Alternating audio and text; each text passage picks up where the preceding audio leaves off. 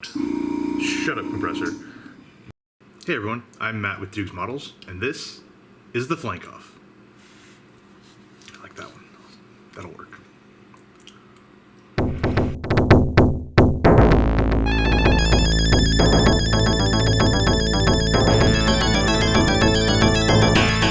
What's up everyone? Welcome to part 4 of the Flankoff. Now that we've got the cockpits installed into the fuselage, we're going to start moving into the general airframe work. Yay! So we're going to start here with Kitty Hawk, and they want us to make some holes. Got these holes here, great. And then we've got these here, which, what the hell is that? So if we look on the corresponding part, that's a big old rectangle. But it looks like it's saying just cut out a piece of the I don't know. I mean, this thing has holes all over, like here. Why can't they make a hole there? So anyway, I thought let's go ahead and skip ahead and see what these holes relate to. Not on this page, when the thing's mostly built. You can see though, we've got a little rectangular doomajiggy right there. Oh, it comes all the way in step 18. And it's these little E60 bits that go right there.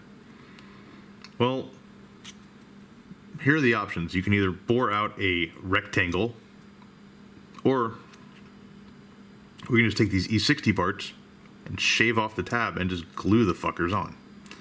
So we're going to do that, because that seems a whole lot less torturous. Okay, so the parts that we had to drill out the holes for have now been glued on. So here we have E60 and E61 on the other side. There was some flash up here, shocker, on the inlet of the scoop, but slicing off the mounting tab proved a lot easier than carving out a rectangular hole. In here we also have these little, I'm not sure what they are, round plates, essentially. That we had to, again, bore out some holes in order to mount. Now the thing I don't get is if you look at the inside of this, I had originally thought before I looked closer at the instructions that this whole thing had to come out, which would be stupid. Shut up, compressor. Then I looked again and realized, oh wait, I just have to get this bottom chunk. Why even have this whole thing? Just have the bottom chunk. I'm going to guess that's probably some sort of molding issue where they can't get the internal divot, so they just do, I don't know. Is what it is. So those things have now been mounted, and it says to set aside the upper fuselage, or the lower fuselage, and bring the upper fuselage into play. Specifically to glue in the backing for the refueling probe and the gun. Now the refueling probe is this little piece.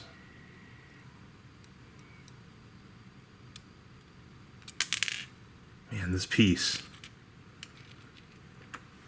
Tell you what. Because this thing is almost impossible for tweezers to hold, I'm going to glue a freaking piece of sprue on there. I'll just let that sit for a few minutes. And let's play with the gun. So, I guess it's nice that they give us this barrel and the full gun that we're not really going to show off, but what the hell, right? Now, I don't trust this. I want to go ahead and see what's beyond that for the actual installation of the gun itself.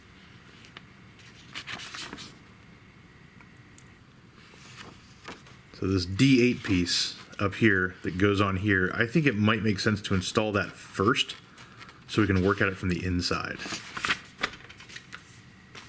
So I managed to just kind of shove this thing in here, and not too happy with how the lower side is looking, but I think I'm gonna have to work this on two different sides. And this upper part here is looking actually pretty promising, aside from that little bit of grunge kind of poking out there. I'm gonna guess that's probably flash.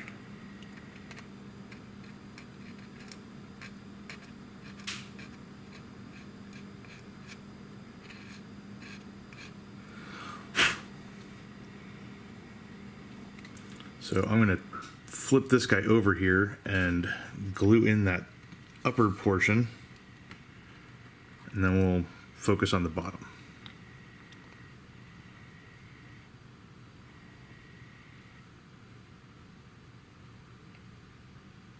That's nice and easy.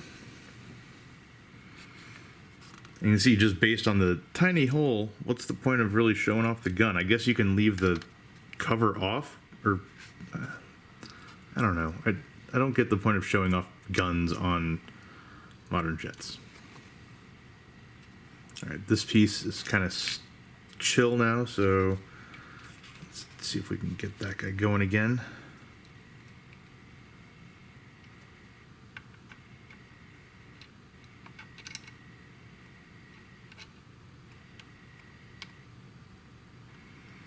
It seems to fit decently. See if I can convince it to stay down a little better. Voila, there we go.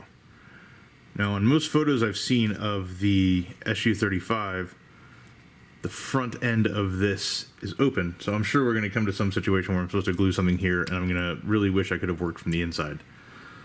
But, whatever. It's close enough, right? That's looking pretty good. See if I can...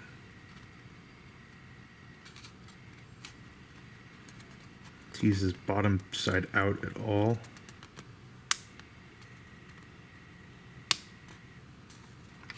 This is one of those where instead of having this weird sort of flush angle fit bullshit, it'd really be nice just to have a ridge on the inside and this thing just sits on that. Better yet, don't fuck with opening it and just mold it as part of the fuselage. Okay, so we've got bottom edge gluing in. So far this is going pretty well. But when I was ranting about why doesn't Kitty Hawk just put the gun vents in here normally and not have them be a separate piece, I happened to glance over at the Great Wall kit. How about that?